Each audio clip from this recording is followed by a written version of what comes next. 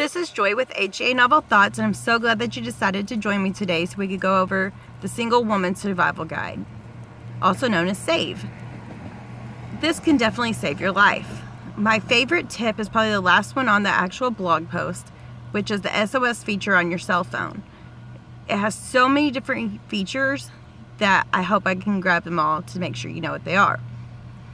For the Samsung Galaxy, you just press the power button 3 times and it will send your location, 3 seconds worth of voice clip, and video shots from both, or not video, still shots from both the front and back camera of your phone to the people in your emergency contacts.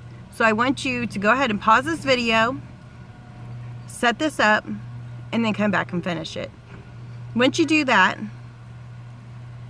go ahead and give me a thumbs up and go ahead and subscribe to this channel so you can make sure you don't miss any of my great helpful tips. Once you've done this, I want you to go ahead and go to Amazon. This is stupid. Why would you go to Amazon? You're watching my video, right? Y'all, I suck at videos. So, don't go to Amazon yet. I'll send you the link to my blog post, which will have all the links to Amazon for all these supplies that you'll need for your survival kit. You'll have several keychains. One is an alarm, so like a panic button. You could also use the panic button on your key fob if you're close enough to your card. That could also send off a panic warning that if someone is near you and you do not feel safe, sound this alarm. If no one else is around, there's also a keychain that you can wrap in your fist and basically plunge either into their neck, in their eye, in the groin, wherever you have to, because you want to be able to get away. There's also a keychain for your pepper spray, which I found a really cute bejeweled one, because what woman doesn't want to have cute stuff? So if you would rather have that, that's another option for you. That one will be able to, they have a lot with dye in them, so that if they do run away, they'll have the dye in their face, so they'll be easier to identify to the police. So those are my 3 keychains that you need to definitely have. I did not plan for them to be keychains. There's another keychain that I couldn't find on Amazon, but I think it's really super cute, and I'll look for the link and I'll post it in the comments here as well. It's a cat keychain that you will put your fingers in, so you can just like hit them, but it's like brass knuckles on a keychain. So those are some of my favorites to keep yourself safe.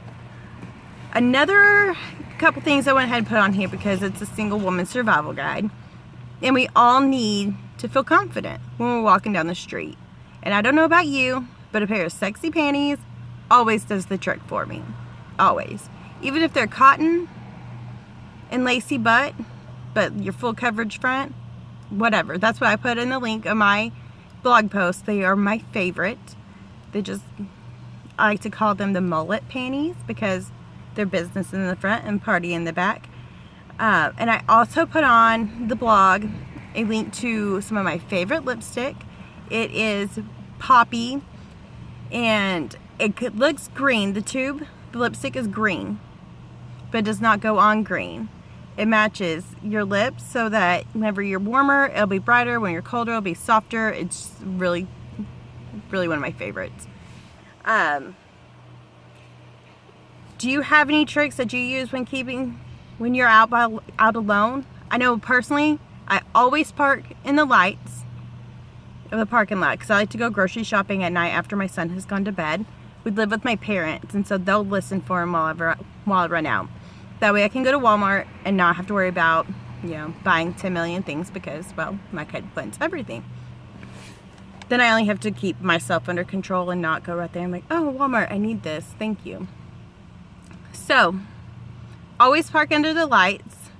And if you go out and you get pulled over, I've heard this one numerous times. Always make sure that you if you're getting pulled over at night, you want to find a well-lit area.